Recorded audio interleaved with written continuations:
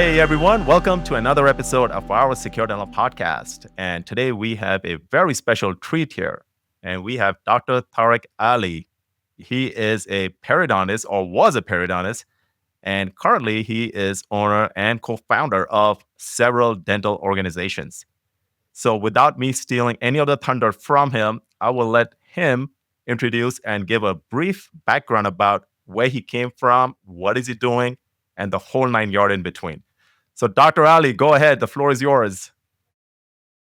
Well, good morning, good afternoon, or good evening, wherever you are. First of all, I am very grateful to be on your lovely and insightful podcast. Thank you so much for spending time with me today. My name is Tarek Aly, and I used to be a periodontist in a previous life. And then I went to rehab and recovered. Oh, I'm joking.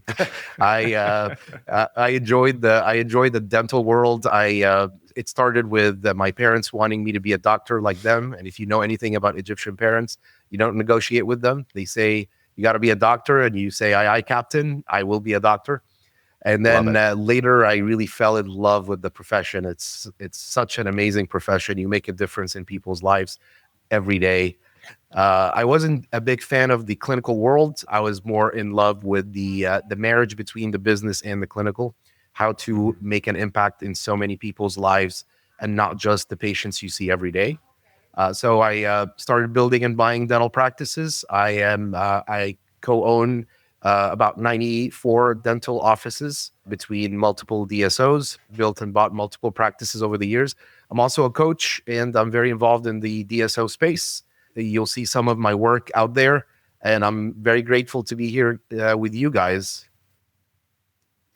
I love it. So when did this dental journey of yours start? Let's take us back in time when, before pre-dental school.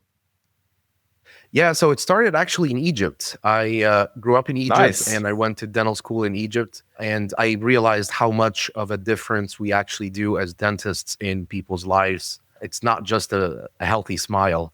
It's a lot more than that. And that difference, what you make in people's lives, have really impacted me to a deeper core, which I made it a mission to impact as many lives as I can possibly can. And that's where the dental journey started. Got it. So you were a dentist in Egypt then before you came here, correct? That's right. Yes, I was a dentist in Egypt first, and then I came here. And after I've done my board exams and all the fun stuff, I started the business journey after an MBA and a CVA and a bunch of useless business degrees. They're not useless. I'm joking. Uh, I love that marriage between business and dentistry. It was such a lovely journey. So you came here and then you went to dental school again, correct? Yes, came here, did my board exams, and then I realized, is this really what I want to do? Is to be in the chair? I thought it definitely makes a difference to be more impactful, to impact a lot more lives than just the patients you see every day.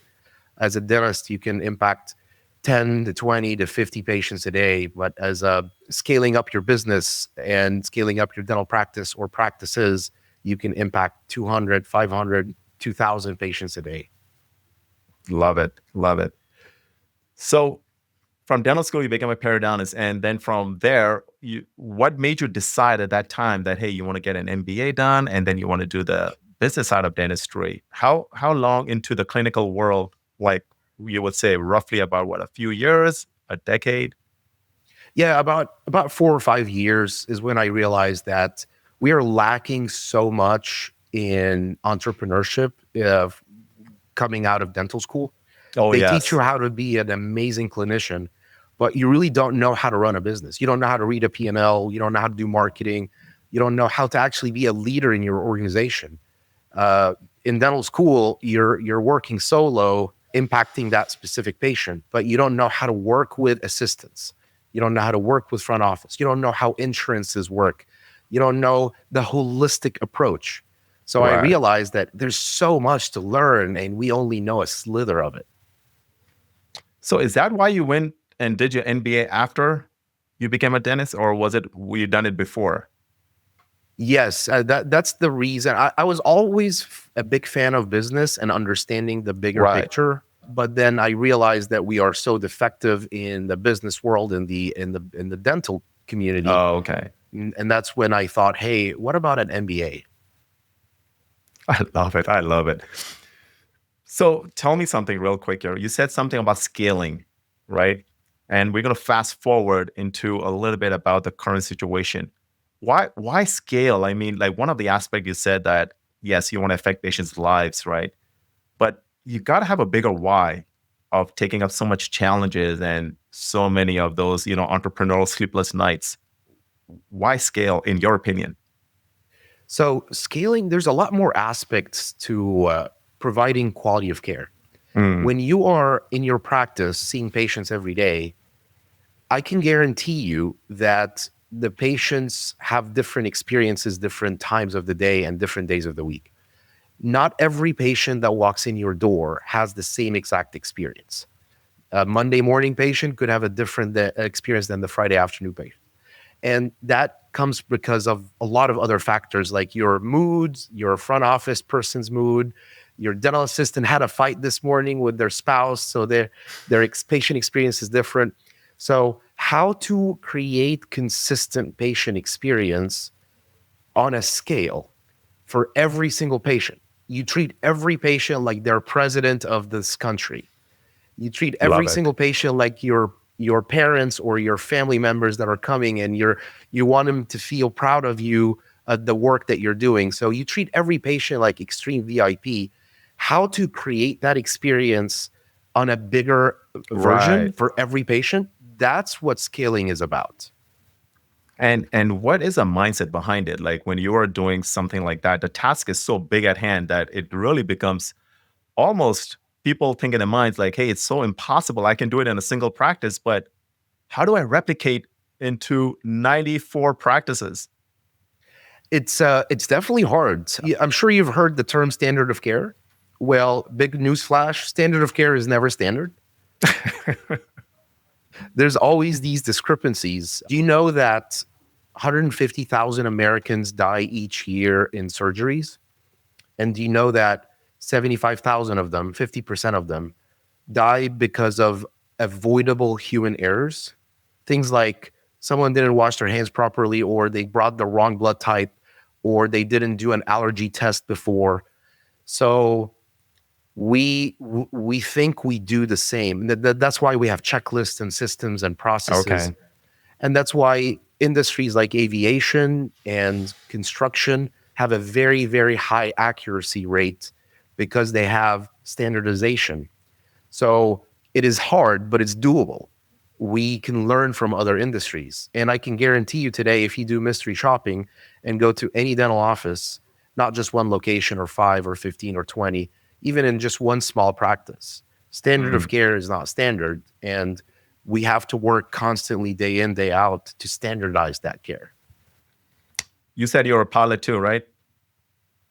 Yes, I fly and I love aviation. It's a miracle in our time.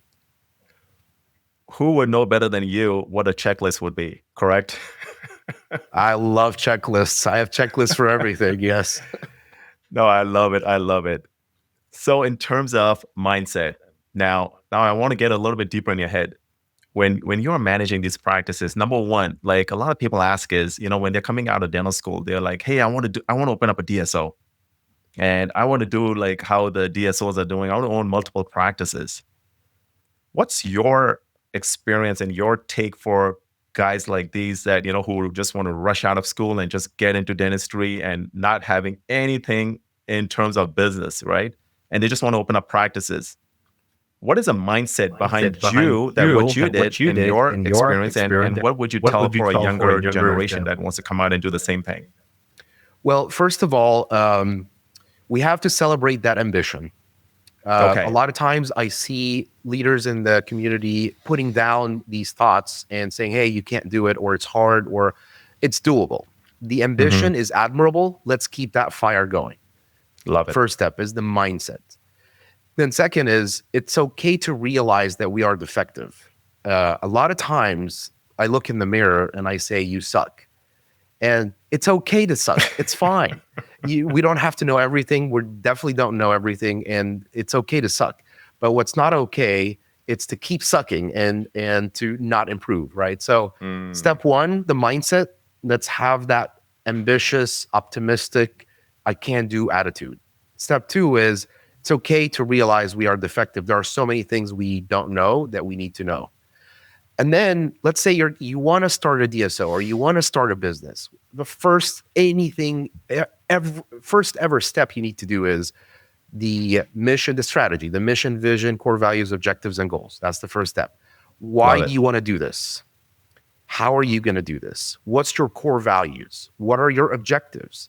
Objectives can be like, hey, I want to be the best employer in town, or I want to see that many specialties, or I want to serve this many patients, or I want to have $10 million when by the time I turn this old.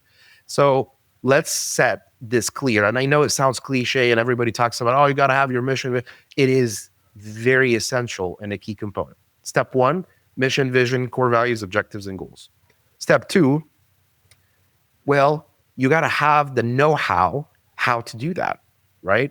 So we Mm, have to create processes and systems. What am I going to do? What's the patient experience going to look like? Do you have a patient mm, experience checklist? When a patient walks in the door, do you have a checklist that tells you exactly what you're going to be doing? Do you have a team member checklist for every single team member uh, to tell them what to do? Do you have your KPIs and all the metrics to assess the health of your systems and processes? Step three, build a strong team. You're not alone. We're never going to do everything. You have to have a strong team, even stronger than you are. A good leader has a stronger team than even themselves. love it. And then five, so mission, vision, objectives and goals, systems and processes, and standardizing them, building a strong team, track the KPIs, and then secure financing. Because remember, it's not gonna fund itself, right? You're gonna have to fund it Right. somehow. It's not we don't live in a dream world. We live in reality. And if you don't have the money to fund it, well, guess what? It's just gonna be an idea in your head, and you'll live and die with that idea without it being materialized. So for funding, what is the best strategy? Like there are so many avenues out there, right? And number one, everybody picks bank debt first and foremost. Would you ever decide into doing like a fundraising or maybe capital raising or something along those lines where you get like some equity firm involved, or would you just strictly stick with friends and family and banks? So there's no right or wrong answer here. The answer, it depends. So if let's say you and I are going to start a DSO together. Mm-hmm. If the mission is to have 10 locations with 5 different specialties in 2 different states, we're going to approach funding completely different than if we're going to do one location, let it grow and prosper, and then build a second location or buy it and let it grow and prosper and so forth.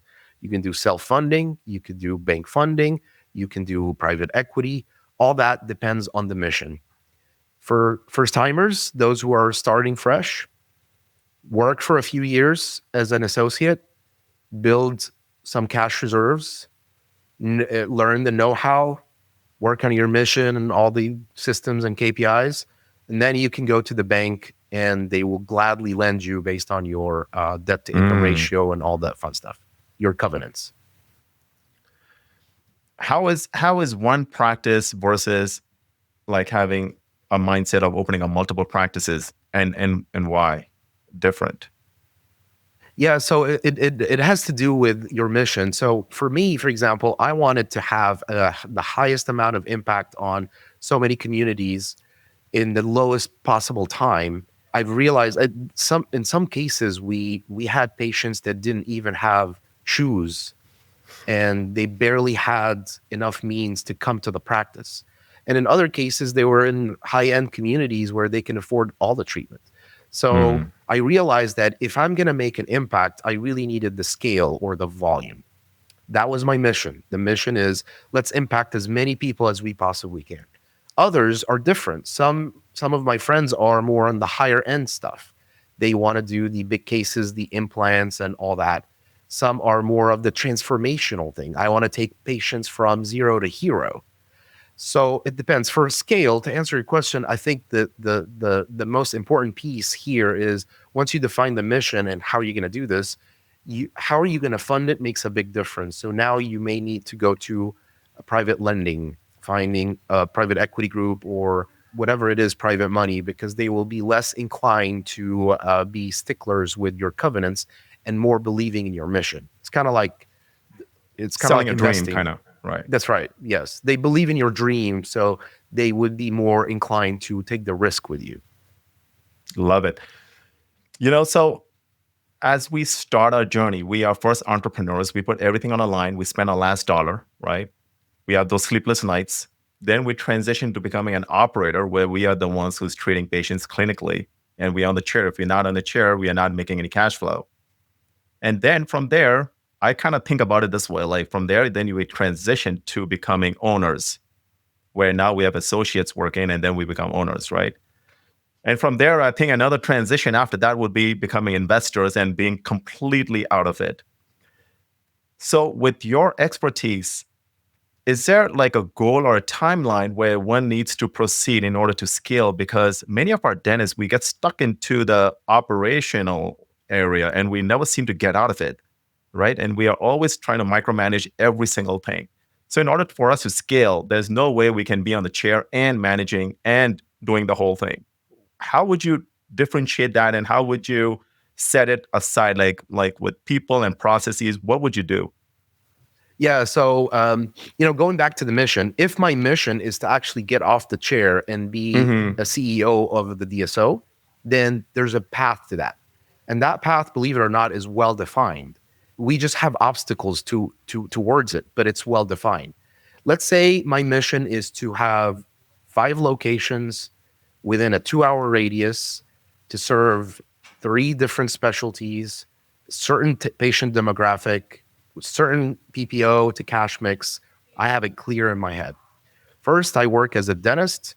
I'm delivering the care myself. Hmm. I'm very well aware of the micro level of patient care and the macro level, because at that time, you're in the beginning, when you're 1, 2 locations, you're still doing almost everything. You're the CEO, you're the clinical director, you're this dentist, and you're the conflict resolution guy, you're everything. And then there's going to be this shift between, it's a paradigm shift between the operator to a business owner. You're still a Mm, business owner and you still have that mentality, but you're distracted. You're working 8 hours a day. You barely have a life, and your kids are asking like, "Hey, why did dad didn't come to the baseball game?" So you're all right. these things, and at some point you're gonna have to make that transition to get off the chair. And the reason they're the biggest obstacle to getting off the chair is financial. Most dentists Right. are high income earners. They make good money being on the chair. So to get off the chair, now they go from making X from being a dentist to making Y being a business owner, which is 10 to 20% profit from the office. So there's this drop financially. And that's the biggest reason why most Mm. dentists don't get off the chair. And believe it or not, there's a program or there's a path to get you off the chair slowly without necessarily impacting your financial well being. And that's where I think you say like scaling comes in, that you got to scale at that time. If the business is making profits and it's healthy and it's growing, there's going to be a little bit of a dip, but it's not going to be that big of a dip if it's running well. And now you can be a true CEO. Let me share something real quick about my journey for the fact of learning about success. I didn't understand what success means because coming from Egypt in the Eastern world Mm. to the Western world, whenever you ask someone in America what constitutes success, why do you think this person is successful? Immediately they're going to start thinking about financial stuff like, oh, cars, houses, whatever it is, Right. right? Right. Because I think that's the typically how people perceive success. What I realized is from observing different cultures, there is 6 factors to life success. There's family life, there's love life, there's health and fitness, mental and physical. There is social life, spiritual life, whether you believe in something or you don't, whether you practice religion or you don't, and there's reasonable financial prosperity. and each one of these have KPIs. So we focus a lot on the material financial success and think this is it, but we're disregarding, All your the others. exactly, your kids are not going to be 5 anymore. Your wife is not going to wait on you to have that date while you're finishing up with patients, and your friends that are always inviting you to stuff are going to stop inviting you to stuff because you never show up. They call you and you never show up, so you're like, you know what, I'm not going to call you anymore. So so factoring all that, you're going to realize, hey, I really need to get off the chair sooner. I really need, it's okay if I take a little bit of a financial dip, but I'm going to get off the chair, scale my business, and I will have a better holistic life that I can call success. So with the multiple dentists that you consulted in the past, what is there a certain kind of personality that they will do that, or is it something? Is there a trend, or is there like a process that anybody can do?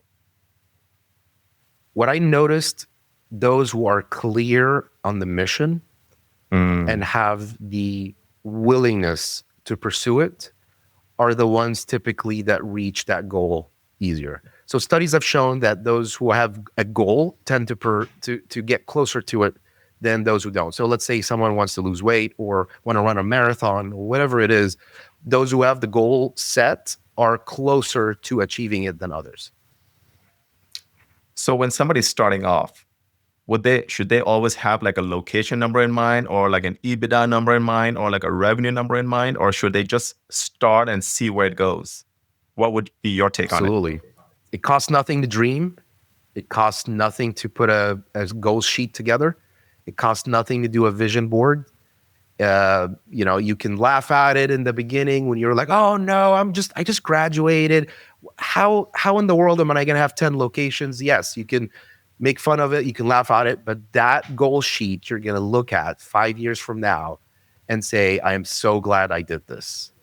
I'm so glad I did this. You tend to overstate or over believe in your 1 year goals, and you tend to Mm. understate your 5 year goals. You're always going to crush your 5 year goals, but most likely you're going to not meet your 1 year goals. So be realistic, but also dream, and you will get closer than those who didn't. I love it. I love it. And I got a last question for you, right? It's about, a lot of people talk about work-life balance, right? And for me, it's always been like, as we are doing our offices, it's always about work-life priorities at that time. Like, what's more priority? So I know a lot of times, like you just mentioned, I've neglected my kids, I've neglected my friends, and it's hard, right? And as an entrepreneur, you're like always hustling and bustling. What's your take, and what's your advice? So I created a spreadsheet uh, with a checklist and KPIs. I love I it. love it. I You got a called it checklist for factors. everything. Exactly. And I called it factors of life success. And I actually put these parameters in there. Family life, what does that look to me? How many times I see my parents? How many times I call my family? Love life. How many dates have you gone with your wife or partner without kids? How many gifts have you given them? When you look at others, like social life, I have a chess club chess group, aviation group, kayaking group, what I Wow. call the deep thinking group or the investor group. So do you prosper and nourish these relationships? And the reasonable financial prosperity, which is how much am I making passive income? How much am I making active income? What's my borrowing power? What's my net worth? And I put the current status versus the ideal case scenario, and with steps how to get there. That was the way I did it. I'm not saying that Wow. I highly recommend this to everybody, but it worked for me. I got to give it to you. I mean, you're like co-founder and owning so many different practices. Then you have consulting business, and you're a dad with triplets. I mean, it's like, when I think about it, I'm like, hey man, I want to grow up just to be like him. Well, my triplets are for sale. Buy one, get two free. Free shipping. I have I a love it. checklist at home with KPIs and everything. No, exactly, exactly, exactly. So what kind of service do you provide as a DSO consultant? So one of my businesses is a consulting business. So we, with Charles Moser, we have this group called the Dental Science Alliance, and it's basically multiple coaches, 20 coaches in multiple disciplines of dentistry. So with a subscription based, Is that launched now? it is launched, yes, and it's active. And we have, by the way, we have 100% retention rate. So all of our clients are, stayed and are happy. Basically, they sign up Nice. and they can have sessions with multiple coaches: HR, IT, procurement, compliance, operations, whatever it is. So that's one of them. There's another also company called the DSO Academy, which is an online platform for courses. So they, a member can join in and they can take courses online. What kind of Um, courses are they? multiple different ones. So there's operations, there is HR, there is things about clinical, just conversion rates and things like that, closing cases. Oh, wow. Also different experts in the fields, and the really the quality of the courses are really good. Like it's masterclass quality. Nice. Nice. Now, is that something you founded as well? Yeah, co-founded with Gary Bird. Gary Bird's my partner. Amazing, From amazing guy. SMC, right? Yes, yeah, Okay. Good. yes, fantastic human. No, I love it. I just love the energy that you have and that you bring to the industry. It's such an amazing feeling. Like, just talking to you, it's like I know you for like years. And it's an amazing you got an amazing personality. So, hey Tarek, lastly, anything you would like to give like a tip or a takeaway for our young dentist? Yeah. So, mission, vision, core values, objectives, and goals. Always have Mm, goals. Dream big. Two is invest in yourself. Be a good leader. There's no way you can grow in life without being a great leader. Work on work life harmony. I don't call it work life balance because they're not always equal. Work life harmony, and make sure that you go towards your goal every day. And remember, education is everything. There are some amazing books out there. Go to DSO conferences or go to dental conferences, read books, network with those who have gone your path, and you'll do amazing. Believe in yourself. I love it. I love it. Tarek, if you don't mind, I would love to have you back again, like, later on in the future. I mean, you have Absolutely. so much to share. So amazing. Thank you I so would much love for to. coming on. Thank you so Thank much you for so having me. much. Thank you. Well, ladies and gentlemen, we're going to be landing the plane now. So again, appreciate Tarek coming along out of his busy schedule. And, make sure to like and subscribe. And we'll have the link for him for his DSO Academy as well as the Dental Health Alliance. And if you have any questions, hit me up. All right. Thank you very much.